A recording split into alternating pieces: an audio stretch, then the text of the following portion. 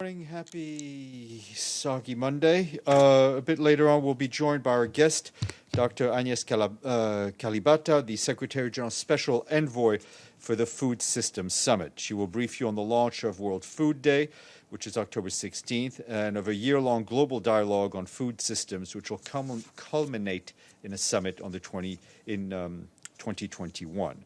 In a video in which he launched World Food Week, the Secretary General reminded us all that the systems that bring food to our tables have a profound impact on our economies, our health, and the environment. This year, he added, the COVID-19 pandemic has highlighted the fragility of our food systems. Millions more people are hungry, and millions of jobs have been lost.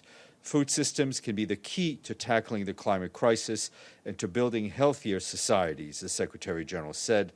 He called for global engagement and action for inclusive and sustainable food systems. Just a bit earlier today, the Secretary General personally introduced the proposed program budget for 2021 to the General Assembly's Fifth Committee, the Budget Committee. He told committee members that even as a pandemic continues to impact people around the world, the United Nations is open for business, with staff running this organization from thousands of dining tables and home offices. We are continuing our emphasis on development, including by sustaining an increase of 10% that the Secretary General had proposed last year for the regular program for technical cooperation to support member states in their development efforts. We're also investing in a communication strategy that has become more important in the context of the pandemic, and investing in our IT infrastructure, which is critical to ensuring business continuity and to deal with the demands of the pandemic and how it's changed the way we work.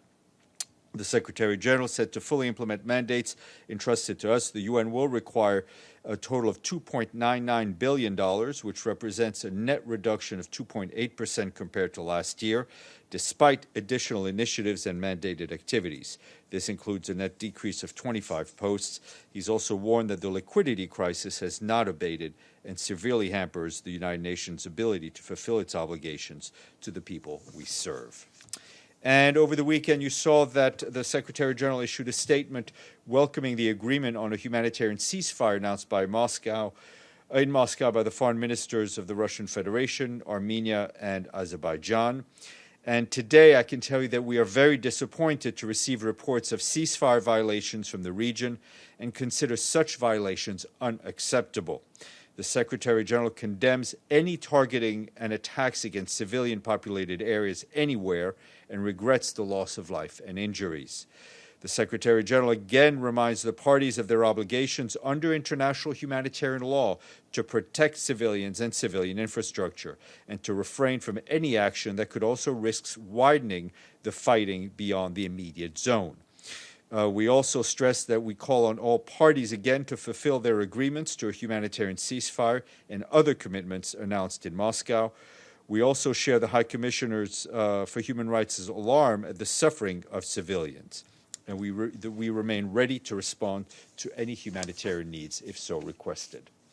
And just a quick update on the travels of our friend Martin Griffiths, and I know you've asked about him. The Special Envoy for Yemen is currently on a visit to Riyadh in Saudi Arabia to meet with Yemeni and Saudi officials, including President Abdullah Mansour Hadi, as part of his efforts to advance the negotiations on the joint declaration.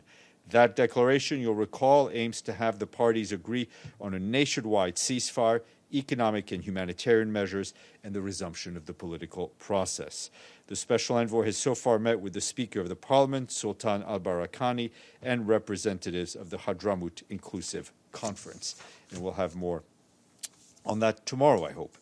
And on Libya, the acting special representatives, Stephanie Williams, announced over the weekend the resumption of inclusive intra-Libyan talks based on Security Council Resolution 2510. In view of the ongoing COVID-19 pandemic and in order to protect the health of the participants, the Libyan Political Dialogue Forum will be held according to a hybrid formula through a series of virtual sessions as well as to face-to-face meetings. The overall objectives of the Political Dialogue Forum will be to generate consensus on a unified governance framework and arrangements that will lead to the holding of national elections in the shortest possible time frame in order to restore Libya's sovereignty. as well as the democratic legitimacy of Libyan institutions. In advance of the in-person political talks in Tunisia, the UN mission will convene the participants of the political dialogue forum through preparatory virtual meetings starting on October 26th, and the UN will then hold direct face-to-face talks between delegations of the 5+5 Joint Military Commission in Geneva beginning on October 19th, thanks to the hospitality of the government of Switzerland. And just a quick note from Syria, where our humanitarian colleagues say the 3 people reportedly died and 79 were injured and hospitalized. As many as 22,000 people may have been displaced following dozens of recent wildfires in the coastal regions of Latakia, Tartus, and Homs. At least 156 wildfires were reported in 3 governorates, with a significant spread reported across several areas on October 9th and 10th. Local authorities said yesterday that all fires had been contained, but the risk of reignition remains in some areas. Early estimates indicate that up to 140,000 people may have been impacted by the damage. Our colleagues at the Office of Coordination of Humanitarian Affairs are coordinating with authorities and humanitarian partners to help develop a contingency plan. And a couple of climate-related notes. This morning, the Secretary General addressed via video message the 4th meeting of the Coalition of Finance Ministers for Climate Action. He said the pandemic is a dress rehearsal for the even greater climate emergency faced by all nations, and told ministers that their recovery plans will determine the course for the next 30 years. The Secretary General said the world needs finance ministers to align COVID recovery and stimulus plans with the goals of the Paris Agreement and to end fossil fuel subsidies, invest in green jobs, and not bail out polluting industries. And that those remarks have been shared with you. On a related note, our colleagues at the UN Office for Disaster Risk Reduction today published a report which says there's been a dramatic rise in disasters over the last 20 years, explained by a rise in climate-related disasters, including extreme weather events. In the last 20 years, has seen the number of major floods more than double. The report also records major increases in storms, drought, wildfires, and extreme temperature events.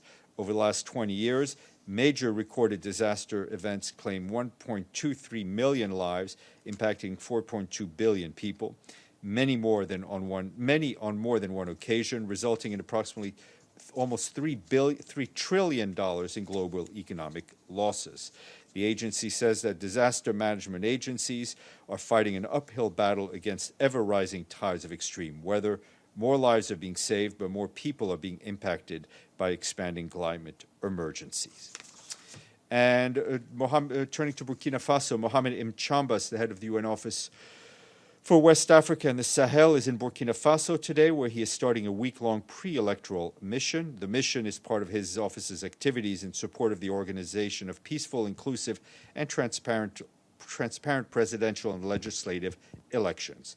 The elections are scheduled to take place on November 22nd in Burkina, and during the visit, he will meet with those involved in the electoral process, and we will keep you updated on the mission. Quick note from Zimbabwe, where our colleagues led by the resident coordinator, Maria Ribeiro, mark the day by calling for the protection of girls, since they are disproportionately impacted by the COVID-19 pandemic compared to boys.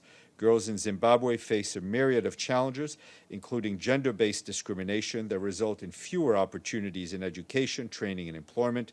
By age 19, when most children are expected to be starting their university or tertiary education, half of the girls in Zimbabwe are already married.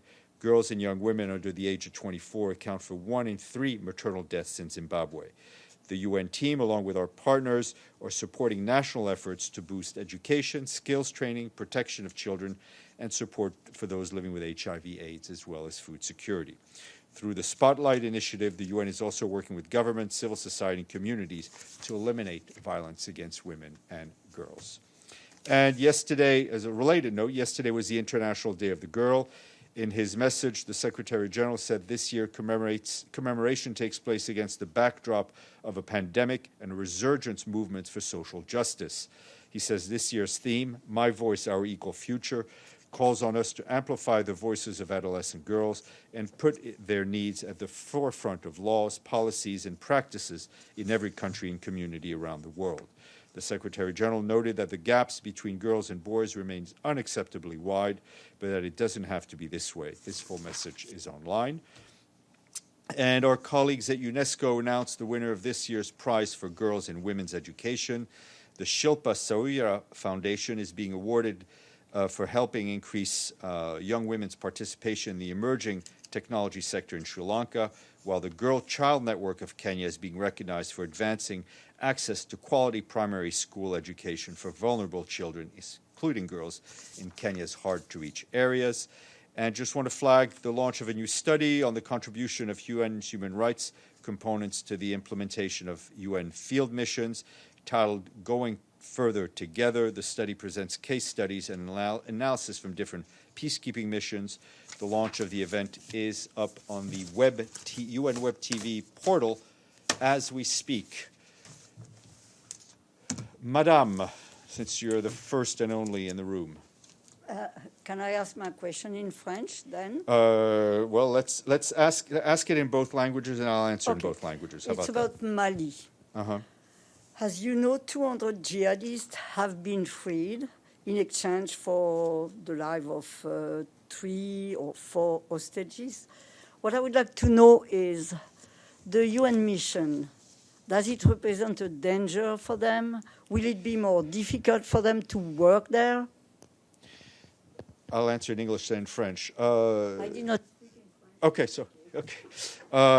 The situation in Mali is a highly complex one, as we've seen over and over again.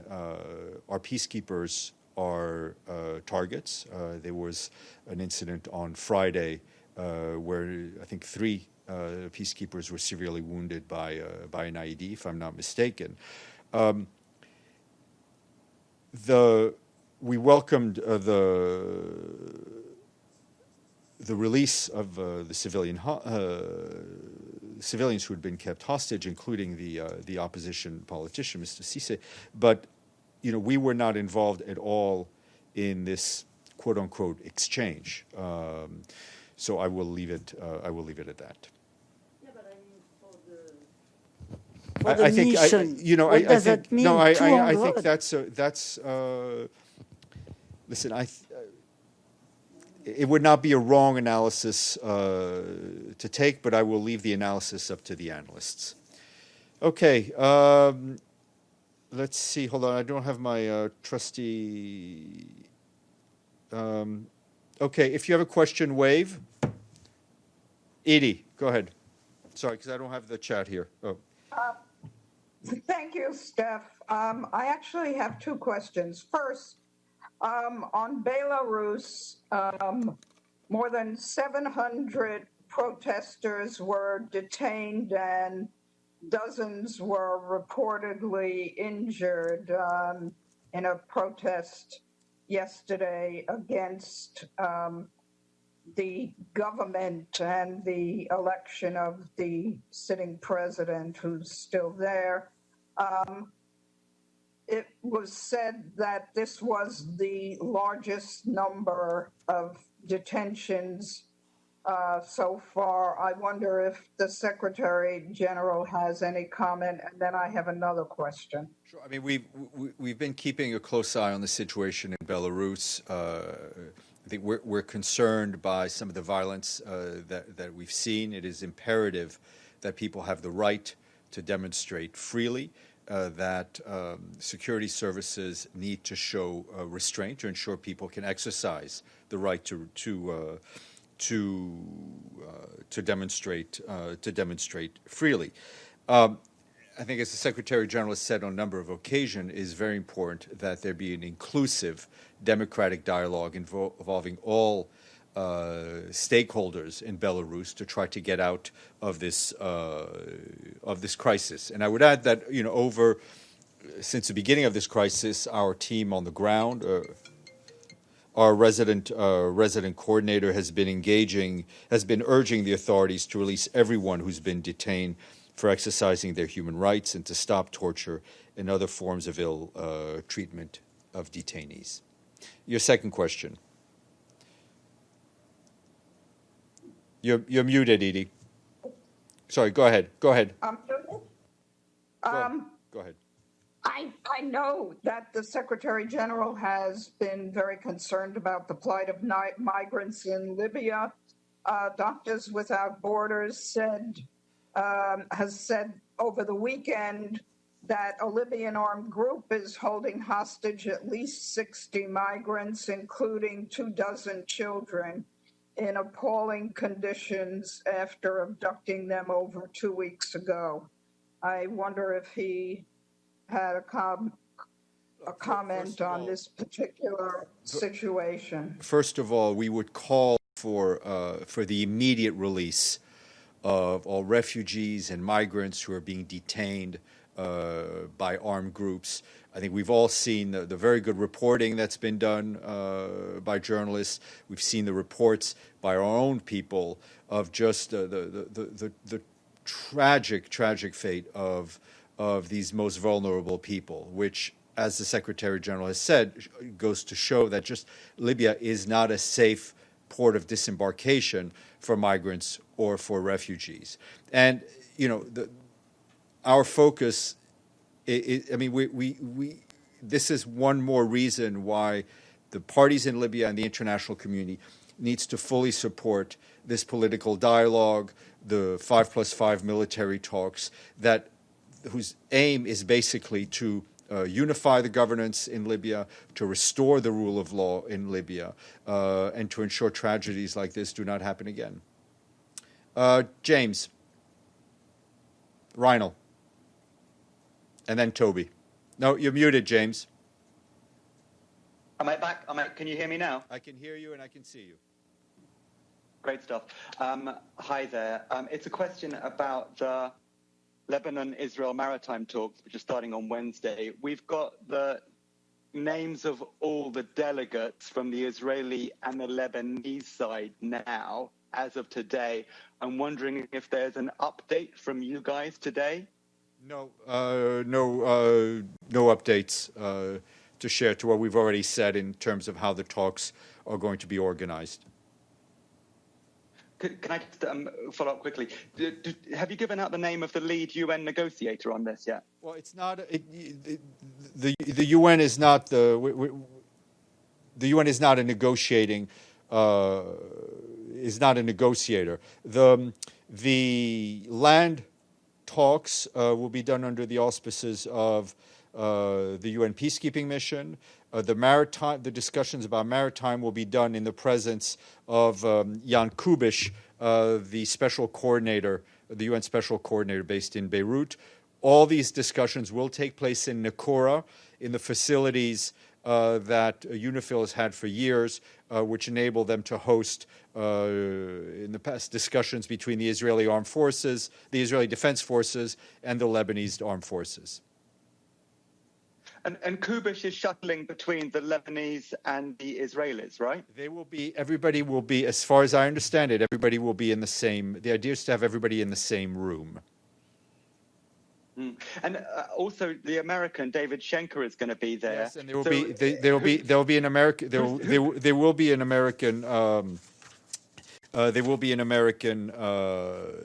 American presence, very much so. In fact, the Americans are convening and are in the lead in these talks. Okay, that's great. That's everything. One final silly thing. If you can get Kubiš for a video briefing with us at some point, Wednesday, Thursday, Friday, it would be really appreciated by everyone, I'm sure. Roger that. Toby.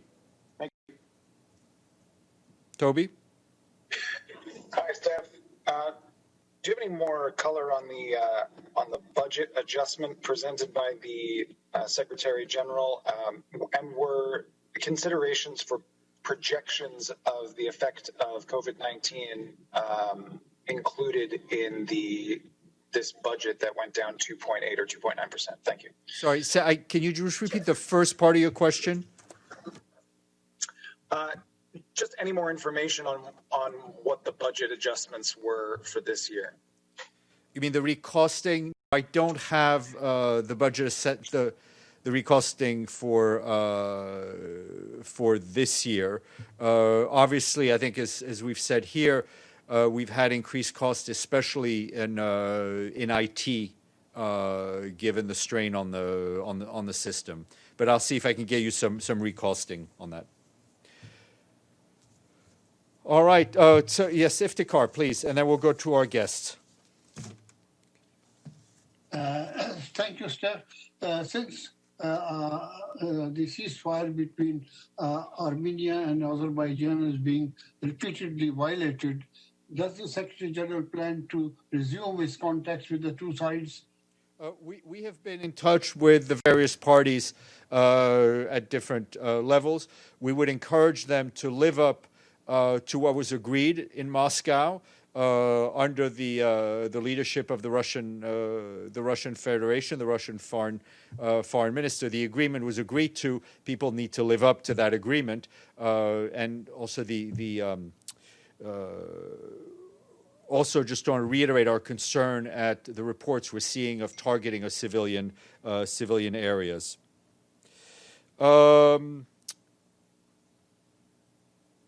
That's okay. Any other questions? Okay. Dr. Kalibata, are you on the line?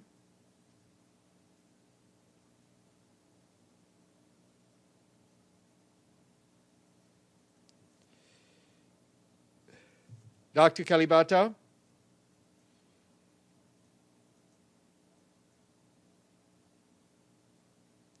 All right, if I just ask you to hold for just two seconds, I will place a call.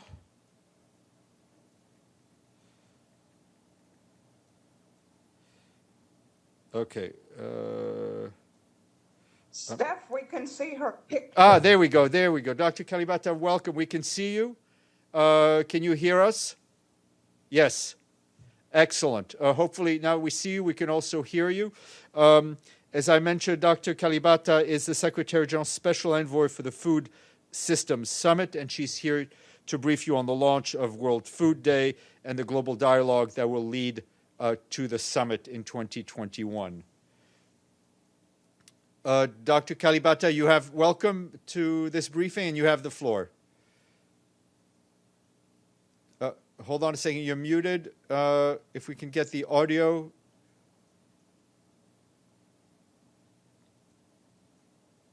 Nope. Okay.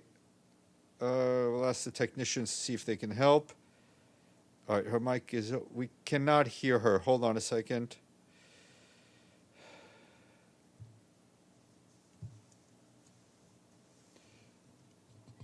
Hey.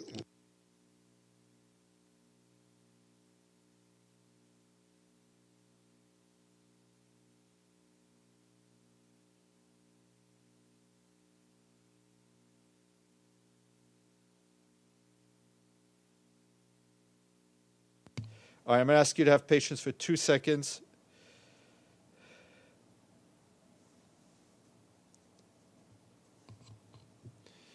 Live television at its best. Come on, David. Hello? Yes, Hello? yes, we can hear you. Excellent. Dr. Kalibata, please, you have the floor. You go ahead. Thank you so much, and thank you for giving me this opportunity to brief you all. So as you would remember, the Secretary General last year launched the Food Systems Summit for 2021, which will take place in 2021, recognizing fully well that we have challenges with our food systems, how we produce food, how we use food, how much we waste, all becoming challenges challenging to our environment. You know very well that now we know that how we produce food all the way to how we consume it is contributing to emissions. But also, probably and most important, we know that we are not coming through on the SDGs that we have put down for ourselves. We are, in fact, in some cases, for example, in the case of hunger, on nutrition, we are moving in the reverse direction of where we'd like to go. So the SDG launched the Decade of Action, and at the heart of the Decade of Action is the Food Systems Summit. fully convinced that part of our solutions, the solution to our food systems, will come from moving the food systems forward. So with that, I was appointed as special envoy, and in that position, I've been able to put in place a secretariat. We've been able to put in place different instruments that will drive the summit. We have a food systems dialogue that is going to start beginning of November, where every country will engage in a dialogue from a government level, but also from different stakeholder perspectives. Those dialogues are going to be very critical to us building consensus around what needs to change in our food systems. We have action tracks.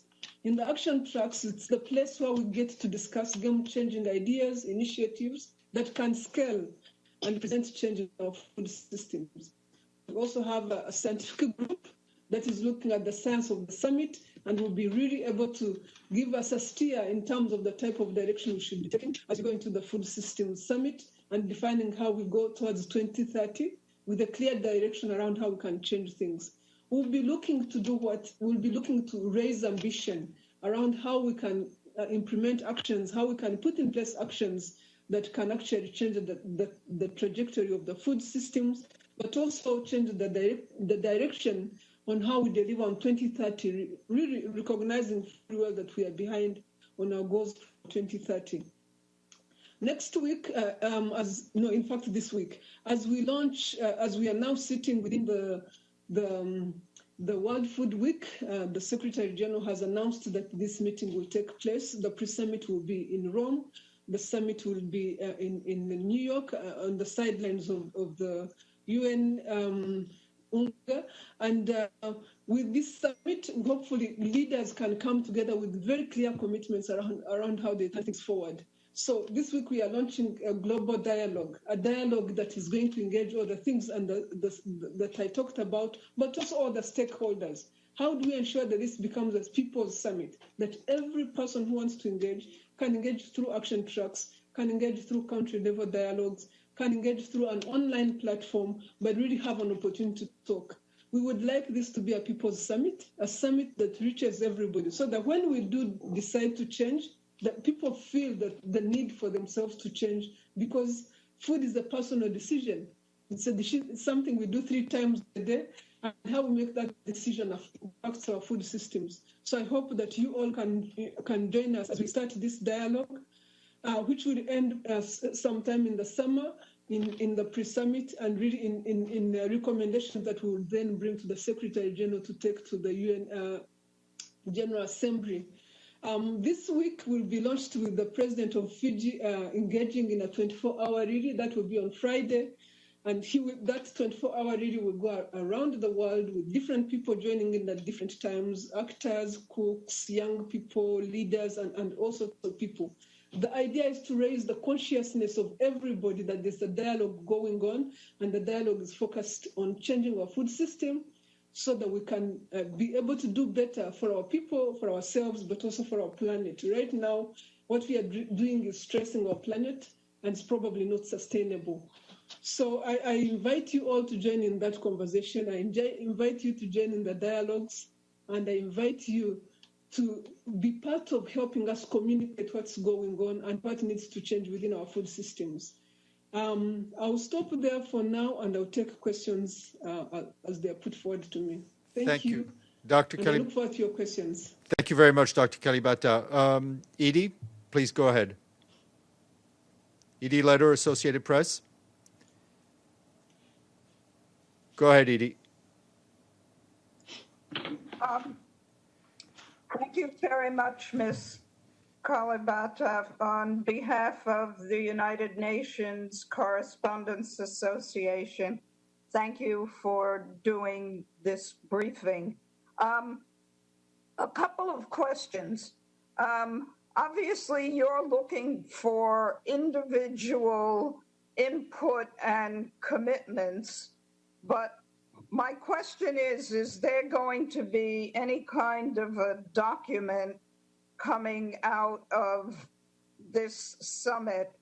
And if this is going to be on the sidelines of the general debate next year, I assume you're envisioning a lot of world leaders being here. Are you expecting them all to get up and make commitments? How do you envision this summit? Thank you. Thank you. Dr. Kalibata, please go ahead. Thank you for that question, Edith. And we do, I talked about country-level dialogues.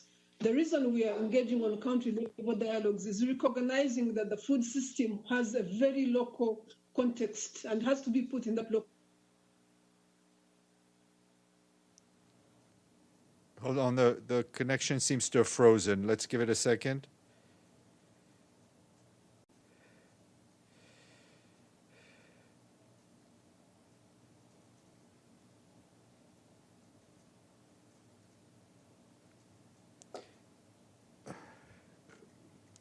Bear with us 2 seconds.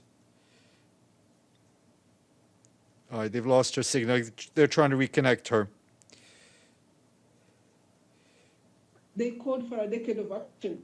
The Secretary General is only implementing the Sorry, Dr. Kalibat, Dr. Kalibat, if you could start over because we lost you right at the beginning. I'm so sorry. So I was saying. Yeah, go ahead. No, please go ahead. No, I was saying, just to start with the last statement I was making, my hope is that heads of state would be stepping forward with a clear vision of how they want to come through on SDGs, given that this is already existing negotiated ground. This is ground that needs to be delivered against, and this is ground we are behind on. So what would be good is that as we do country-level dialogues, that countries see this as an opportunity to discuss the local context around what they are doing well, what they are behind on, and how they can improve that trajectory in the next 10 years. This is building on HLP discussions where ministers and heads of state really decided that the decade of action will be put in place to help the world rethink how to achieve the SDGs. So here, the Secretary General, by calling for this, was only implementing a request from countries. And I hope that countries do step forward and recognize that there's no way we can achieve this unless they commit to new and ambitious action. So yes, we will be expecting countries to come forward and commit to action in their local context, but really in the context of SDGs and in the context of changing food systems where they see the need to change food systems.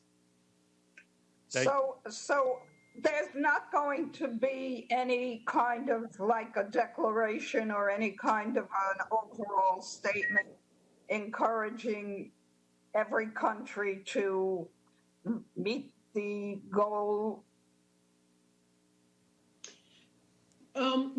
So this is my hope. My hope is that as we move towards the finish line of the summit, that we can come up with a number of recommendations for the Secretary General to urge countries forward with regards to how to achieve SDGs.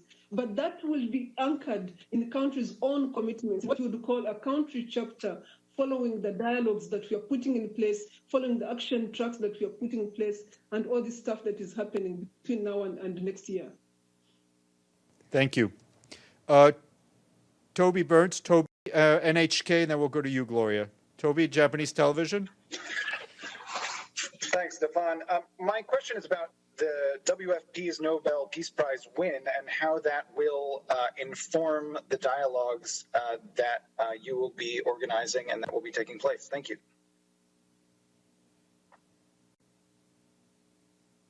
Hold on, Dr. Kalibata, you're muted. Okay, go ahead, start over. Sorry, go ahead.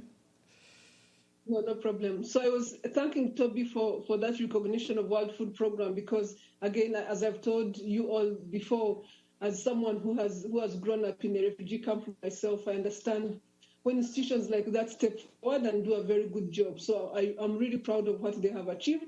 More importantly, in the context of the Food Systems Summit, for me, I feel like it's making my work a little bit easier, given that COVID has highlighted that there are so many vulnerabilities among us that are associated with how people access food.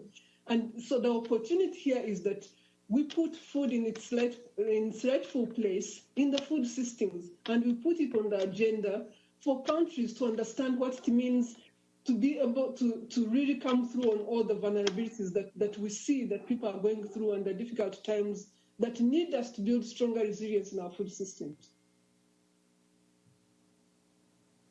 Thank you. Gloria?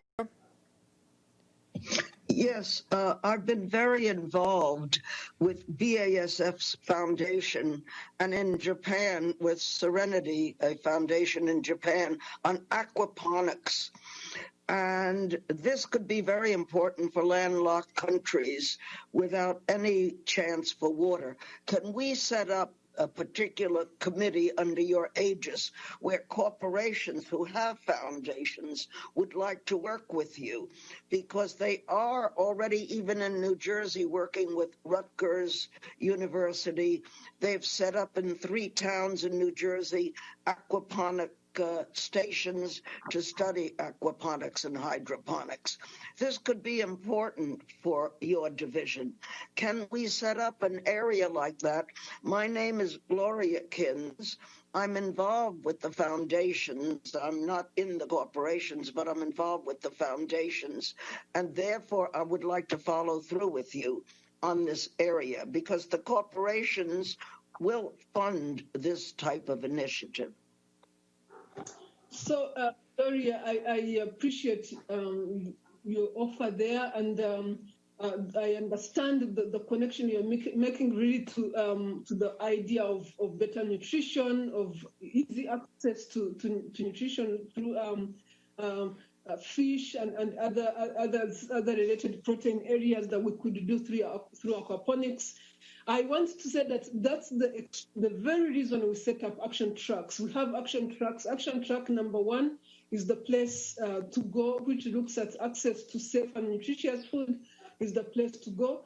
And really the idea is that they look at these proposals and look at the scalability of these proposals. Great ideas out there. How do we put them to scale? How do we make them game-changing ideas if they are game-changing ideas? And then how do we link it to the scientific group to be able to have it documented as part of what we take forward? So yes, I can take that feedback back. I just want to tell you that within the summit instruments, we have provided for those type of ideas, where the game-changing ideas get channeled so that they can be reviewed for what they can do going forward as we try to transition our food systems.